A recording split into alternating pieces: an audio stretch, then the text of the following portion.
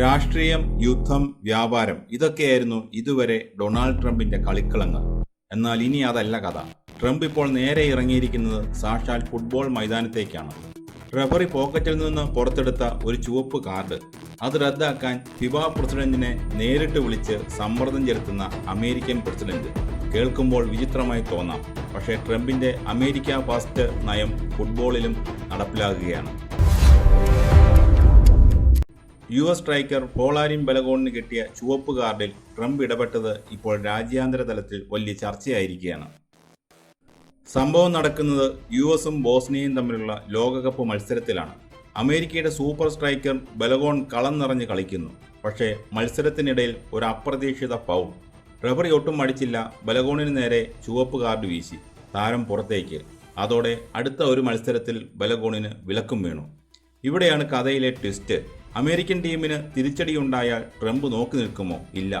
Donald Trump നേരെ FIFA president Gianni ഇൻഫന്റീനോയെ വിളിച്ചു. ബലഗോണിന്റെ വിലക്കൊന്ന് പുനഃപരിശോധിക്കണം എന്നതായിരുന്നു ട്രംപിന്റെ ആവശ്യം. തുടർന്ന് ബലഗോണിന്റെ ഒരു മത്സരവിലക്ക് 1 വർഷത്തെ നിരീക്ഷണ കാലാവധിയോടെ ഫിഫ സസ്പെൻഡ് ചെയ്തു. ലോകകപ്പ് ചരിത്രത്തിൽ 1962 ശേഷം ആദ്യമായാണ് ഒരു റെഡ് കാർഡ് ലഭിച്ച കളിക്കാരന് തൊട്ടടുത്ത മത്സരത്തിൽ കളിക്കാൻ ഫിഫ അനുമതി നൽകുന്നത്. ട്രംപ് തന്നെ പിന്നീട് ഇക്കാര്യം പരസ്യമായി സ്ഥിരീകരിച്ചു. ട്രംപിന്റെ വാക്കുകൾ ഇങ്ങനെയായിരുന്നു: അതെ, ഞാൻ ഇൻഫന്റീനോയുമായി സംസാരിച്ചു. ബലഗോണിന്റെ വിലക്ക് പുനഃപരിശോധിക്കാൻ ആവശ്യപ്പെട്ടു. പക്ഷേ ഞാൻ അധികാരം ഉപയോഗിച്ച് വിലക്ക് റദ്ദാക്കാൻ പറഞ്ഞിട്ടില്ല. അതൊരു റിക്വസ്റ്റ് മാത്രമാണ്. റിക്വസ്റ്റ് എന്ന് ട്രംപ് പറയുന്നുണ്ടെങ്കിലും ലോകത്തിലെ ഏറ്റവും ശക്തനായ ഒരു രാജ്യത്തിന്റെ പ്രസിഡന്റ് ഫിഫ തലവനെ വിളിച്ച് സംസാരിക്കുമ്പോൾ അതിന് പിന്നിലുള്ള സമ്മർദ്ദം എത്രത്തോളമായിരിക്കുമെന്ന് നമുക്ക് ഊഹിക്കാവുന്നതേ ഉള്ളൂ. ട്രംപിനെ അറിയുന്നവർക്ക് ഇതിൽ വലിയ അത്ഭുതം തോന്നില്ല. കാരണം ട്രംപിന് ജീവിതത്തിലെ എല്ലാം ഒരു യുദ്ധമാണ്. അതിൽ ജയം മാത്രമാണ് ലക്ഷ്യം.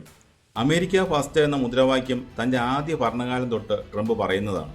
അമേരിക്കക്കാരുടെ താല്പര്യങ്ങൾ സംരക്ഷിക്കാൻ താൻ എവിടെയും ഇടപെടും.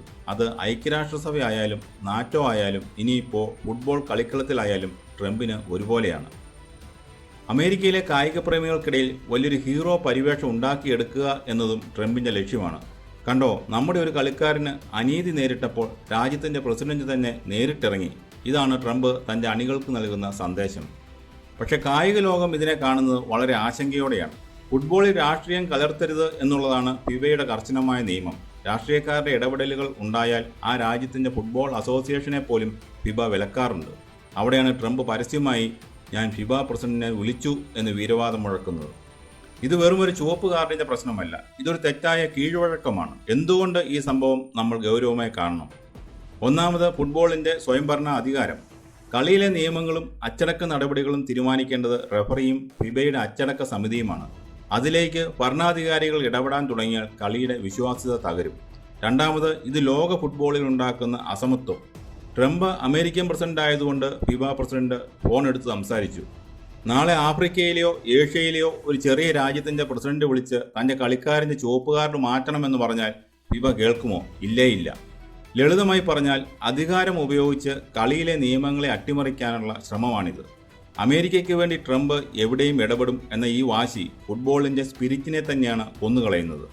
ഇങ്ങനെ ഓരോ രാജ്യത്തെ നേതാക്കൾ തങ്ങളുടെ കളിക്കാർക്ക് കാർഡ് കിട്ടുമ്പോൾ ഇടപെടാൻ തുടങ്ങിയാൽ എന്താകും സ്ഥിതി?